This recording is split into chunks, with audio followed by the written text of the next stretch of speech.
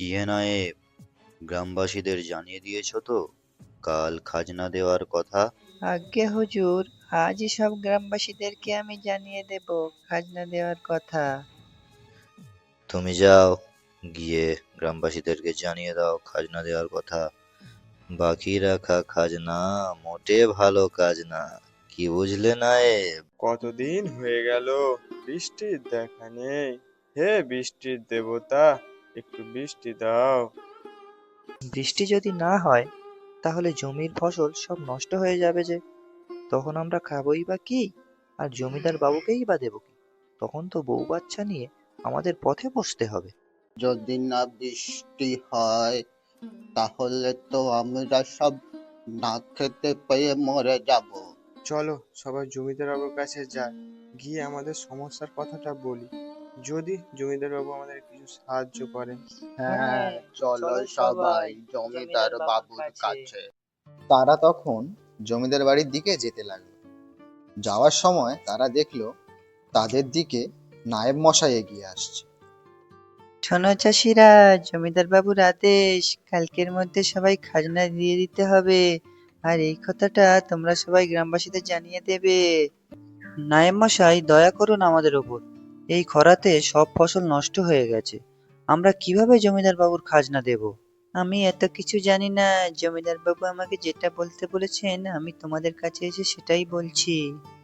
বাবু দয়া করুন, আপনি জমিদার বাবুকে বলুন এই বছরের খাজনাটা মকুব করে দিতে। আমি জমিদার বাবুকে কিছু বলতে পারবো না, জমিদার বাবু বলেছেন কাল যে যে খাজনা না দেবে জমিদার বাবু তাদের জমি কেড়ে নেবেন। গোপাল রে, এই 3 মাস তো বৃষ্টির কোনো দেখাই নেই রে। এইভাবে চললে তো আমাদের সব ফসল নষ্ট হয়ে যাবে। বাবা, তুমি এত চিন্তা করো না, সব ঠিক হয়ে যাবে। হয়তো দেখতে পাবে কাল থেকেই বৃষ্টি হচ্ছে। তুই যা বলছিস তাই যেন হয় বাবা। ফসল না হলে আমরা খাবো কি? আর এই গরুটাকেই বা খাওয়াবো কি? হ হ হ হ হ। হরিপদ, তোমার জমিটা তুমি আমার কাছে বিক্রি করে দাও, বুঝলে? এই গ্রামে একমাত্র আমিই আছি যে তোমার জমিটা কিনে নিতে পারবে। দেখো চিন্তা ভাবনা করে। না না, আপনার কাছে জমি বিক্রি করব না, তাতে আমি না খেতে পেয়ে মরে যাব। তবু আপনার কাছে আমি জমি বিক্রি করব না। জমি? জমি তো তুই বিক্রি করবি, আর সেটা করবি আমার কাছে। কারণ কারণ জমিদার বাবু কাল খাজনা নেবে। তুই খাজনা দিবি কি করে? এই কথা বলে রঘু সেখান থেকে চলে যায়। বাবা, সব ফসল তো নষ্ট হয়ে যাচ্ছে, খাজনা কিভাবে দেবে? গ্রামে খরা দেখা দিয়েছে, জমিদার বাবু কি কিছুই বুঝতে পারছেন না? বুঝতে পারলে কি আর জমিদার বাবু খাজনা চাইতেন? জানি না রে গোপাল, আমি কিভাবে জমিদার বাবুর খাজনা দেব।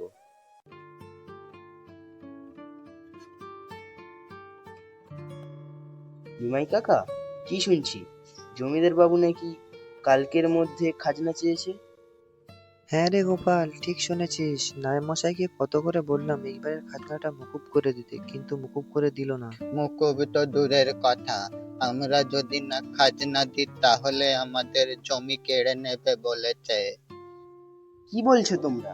এই কথা জমিদার বাবু বলেছেন? না না, জমিদার বাবু বলেননি। জমিদার বাবু নায়েব এসে বলে গেছেন আমাদের কাছে। নিমাই কাকা, তাহলে তোমরা জমিদার বাবুর কাছে গিয়ে বলো আমাদের সমস্যার কথা। ঠিক আছে, যাই, গিয়ে তাহলে জমিদার বাবুকে বলি, দেখি কি করেন। তারপর নিমাই আর হরিহর জমিদার বাবুর কাছে যেতে লাগলো।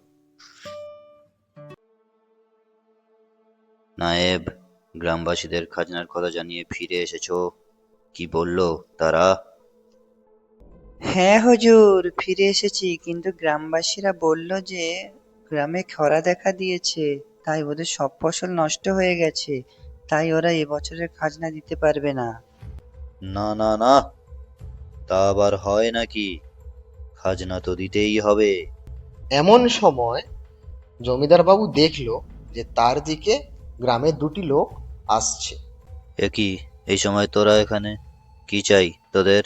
আসলে হুজুর, এই বছরের খাজনাটা যদি মুকুব করে দেন তাহলে খুবই ভালো হয়।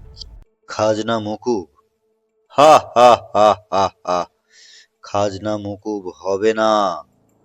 যা, আমার চোখের সামনে থেকে এখনই তোরা চলে যা। দয়া করুন হুজুর, না খেতে পেয়ে মরে যাব যে আমরা। আহ, একবার বললাম না যে খাজনা মকুব হবে না? চলে যা এক্ষুনি আমার চোখের সামনে থেকে। আর কাল খাজনা নিয়ে তারপর আসবি। আর যদি খাজনা নিয়ে না আসিস তাহলে তোদের সব জমি আমি দখল করে নেব।